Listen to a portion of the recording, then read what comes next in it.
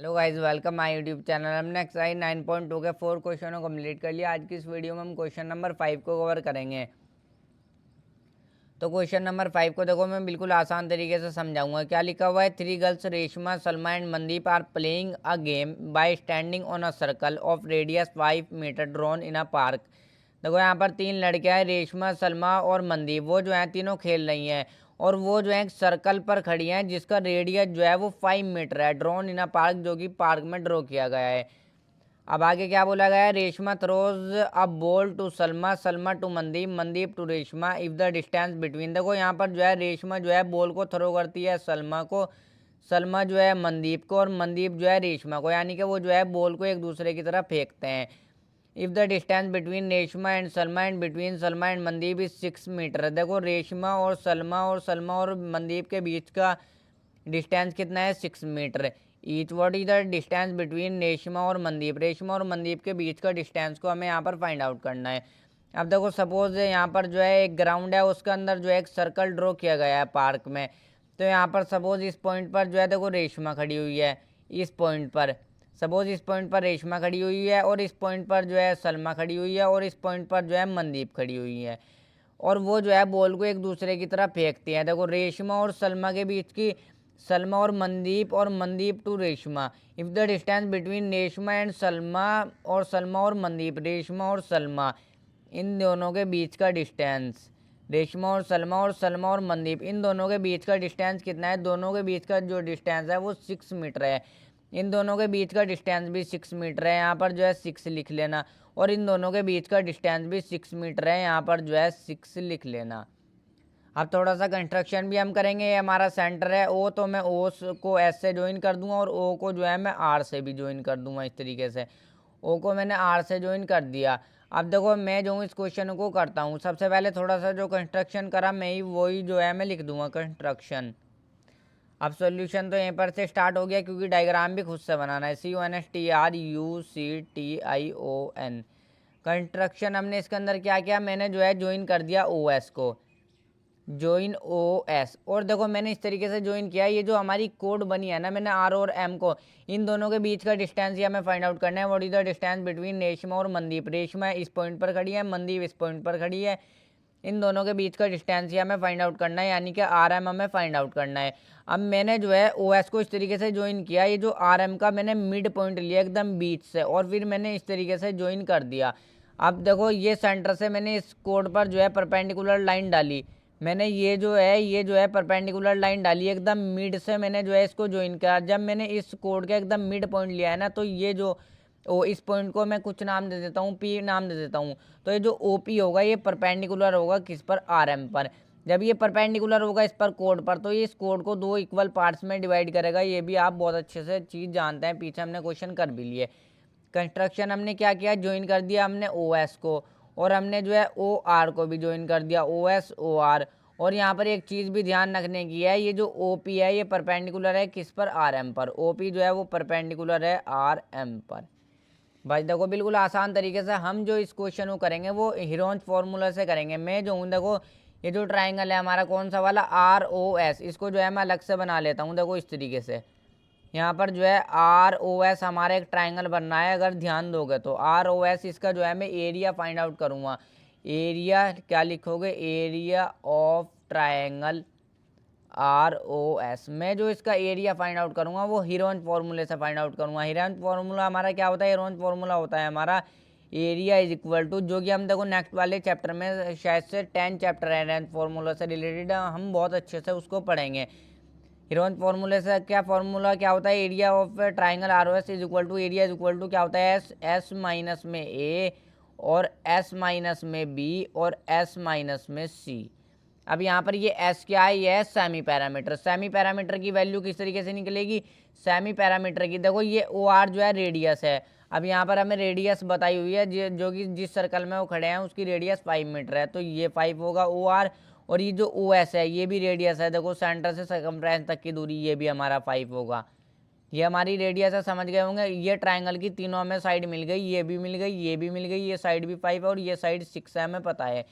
तो हम जो है एस किस तरीके से निकालते हैं? देखो एस निकालता हूँ यहाँ पर। एस निकालना बिल्कुल आसान है। ट्राइंगल की तीनों साइड को ऐड कर दो, 6 प्लस में देखो तीनों साइड को ऐड कर दो, 6 प्लस में 5 और प्लस में 5, ये साइड 6 है, ये साइड 5 है, ये साइड 5 है, तीनों साइड को ऐड कर दो, 2 से डिवाइड कर दो, बिल्कुल आसान है। देखो 5 प्लस 5 कितना होगा, 10 और प्लस 6 16 होगा यहाँ पर, और ये 2 2 8 जा कितना हो जाएगा 16। तो यहाँ पर क्या आ जाएगी वैल्यू, क्या मिल जाएगी हमें 8 मिल जाएगी। एस की वैल्यू जो मिल जाएगी हमें वो 8 मिल जाएगी। और ए बी सी तो मैंने बता दिया फॉर्मूला क्या होता है एस का, देखो थोड़ा सा रफली बता देता हूँ। एस का जो सेमी पैरामीटर का फॉर्मूला होता है वो होता है ए प्लस बी प्लस में c divide by 2। A b c क्या होती है, ए बी सी तीनों साइड होती है, कोई सी भी साइड को ए रख लो, कोई सी भी साइड को बी रख लो, कोई सी भी साइड को सी रख लो। अब बस देखो बिल्कुल आसान है। एस एस की वैल्यू मैंने क्या निकाली, यहाँ पर निकाल ली मैंने 8, एस की वैल्यू 8 आ गई। अब यहाँ पर क्या है एस है, फिर से 8 रख दो, माइनस में ए, इस चाहे इसे ए रख लो, चाहे इसे रख लो, चाहे इसे ए रख लो, कोई भी फर्क नहीं पड़ेगा। मैं इसे ए रख लेता हूँ, इसे बी रख लेता हूँ, इस वाली साइड को देखो ए रख लेता हूँ, इसे बी इसे सी, यानी कि 6 को मैं ए रख लूँगा, इसे बी रख लूँगा, 5 को इसे सी रख लूँगा। तो ए की वैल्यू 6, ए बी सी तीनों साइड है मैंने बता दिया। 8 माइनस में 6, यहाँ पर जो है ये 8 है। और अब क्या है S minus A S minus B, S की वैल्यू 8 माइनस में बी, बी की वैल्यू 5, तो 5 पुट कर दो बस। सी की वैल्यू भी 5 ही है, तो 8 माइनस में 5 फिर से कर दो, एस माइनस में सी है तो 8 माइनस में 5, बस बिल्कुल देखो सॉल्व कर लो, आंसर हमारा आ जाएगा। यहाँ पर जो है 8 ही हो जाएगा। 8 माइनस 6 कितना हो जाएगा, यहाँ पर जो है 2 मिल जाएगा।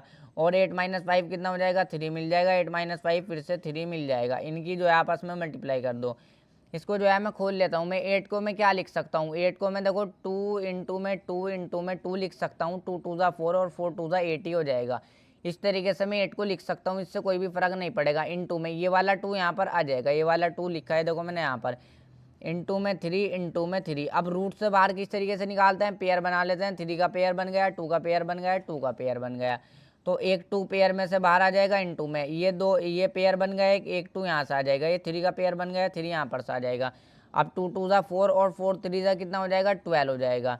तो यहाँ पर क्या आ गया, एरिया क्या निकाला हमने, area of triangle R O S का एरिया हमारे पास आ गया, जो कि कितना है 12 मीटर स्क्वायर। एरिया जो आता है वो स्क्वायर में आता है, ये भी बताया हुआ है। तो एरिया हमने निकाल लिया। अब देखो हम जो है इसका एरिया एक और तरीके से निकाल सकते थे। ऑल्सो क्या लिखोगे, also area of triangle R O S का ट्राइंगल हम एक और तरीके से निकाल सकते थे। कौन से वाले फॉर्मूले से, 1/2 इंटू में बेस इंटू में हाइट। कौन से वाला फॉर्मूले से, 1/2 इंटू में बेस इंटू में हाइट। अब मैंने ये क्यों रखा, मेन में जो यहाँ पर से ये हाइट फाइंड आउट करूँगा ट्राइंगल की।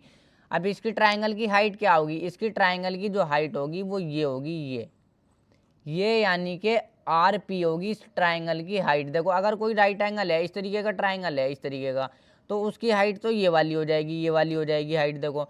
मगर ये ट्राइंगल जो है इस तरीके से बना हुआ है, इस तरीके से, तो इसकी जो हाइट होगी वो ये होगी, ये देखो इस तरीके से। ये सबसे ऊपर वाला पॉइंट, ये सबसे नीचे वाला पॉइंट, तो इस तरीके से हम हाइट देखते हैं। यानी कि आर पी मेन में निकालूंगा, जो आर पी होगा मेरा वही जो है मेरा पी एम यानी कि एम पी होगा। तो मैं इन दोनों को ऐड कर दूंगा तो मेरा आर एम आ जाएगा। तो बस यही निकाल लो देखो 1/2। अब area of triangle R O S triangle तो मैंने निकाल लिया, एरिया तो मैंने निकाल लिया देखो, इसीलिए मैंने एरिया निकाला इज इक्वल टू, ये तो मैंने निकाल लिया 12। अब 1/2 इंटू में बेस हमारी क्या है, यहाँ पर बेस जो है हमारी वो 5 है। देखो बेस हमारी ये हो जाएगी, ये ओ एस साइड बेस हमारी क्या हो जाएगी, बेस हमारी ये हो जाएगी, और हाइट जो है हमारी ये हो जाएगी, बेस हमारी ये हो जाएगी, जो कि हमें ओ एस पता है कितना है 5 है। तो बेस तो हमारी 5 ही हो जाएगी। इंटू में हाइट हमारी क्या है, हाइट मैंने बता दिया ये हमारा आर पी। तो यहाँ पर जो है आर पी रख दो हाइट की जगह पर, आर पी। बस अब इसको जो है देखो सॉल्व कर लेता हूँ जल्दी से। 1/2 ये क्या हो जाएगा, यहाँ पर 5 आ जाएगा, 2 आ जाएगा, इंटू में आर पी की वैल्यू को जो है मैं यहाँ पर से निकालूंगा। तो इसको सॉल्व कर लो। 12 ये 2 इधर जाएगा तो ऊपर चला जाएगा मल्टीप्लाई में, ये 5 इधर आएगा, इसको फ्रैक्शन को इधर ले आऊँगा तो 2 ऊपर चला जाएगा और 5 जो है नीचे आ जाएगा। इज इक्वल टू क्या आ जाए, इधर रह जाएगा मेरा सिर्फ आर पी। तो इसको सॉल्व करो, 12 टू का कितना हो जाएगा, ये 24 हो जाएगा, और divide by 5 is equal to R P. अब 5 से इसको काट लो 24 को, तो क्या मिल जाएगा हमें, मिल जाएगा 4.8। क्या मिल जाएगा 4.8 is equal to R P. R P की वैल्यू क्या मिल गई 4.8। तो आर पी तो मुझे मिल गया, देखो ये आर पी, जो हमारा आर पी होगा वही जो है हमारा पी एम होगा। अब आर पी मैंने निकाल लिया, आर पी मेरा कितना है 4.8। तो यहाँ पर छोटा सा लिख देता हूँ, आर पी मेरा आ गया 4.8, जो आर पी होगा वही मेरा पी एम होगा, क्योंकि ये सेंटर से इस पर मैंने जो है परपेंडिकुलर लाइन डाली है कोड पर, तो कोड को बाइसेक्ट कर देगी परपेंडिकुलर लाइन, यानी कि 2 इक्वल पार्ट्स में डिवाइड कर देगी। तो वही चीज़ मैं लिख देता हूँ, सिंस जब ये ओ पी जो है मेरा परपेंडिकुलर है किस पर, आर एम पर, देयरफॉर तो जब ये ओ पी परपेंडिकुलर है हमारा किस पर, आर एम पर, तो ये जो है कोड को बाइसेक्ट कर देगी, 2 इक्वल पार्ट्स में डिवाइड कर देगी। आर पी और पी एम जो है या फिर एम पी लिख लो, मेरे इक्वल हो जाएंगे। आर पी जो है मेरा इक्वल हो जाएगा वो किसके, एम पी के। इसका रीज़न भी हम ज़रूर दे देंगे यहाँ पर, परपेंडिकुलर फ्रॉम सेंटर, रीज़न हम पीछे क्वेश्चन में भी दे चुके हैं। Perpendicular from centre, centre bisect the कोड, बाइसेक्ट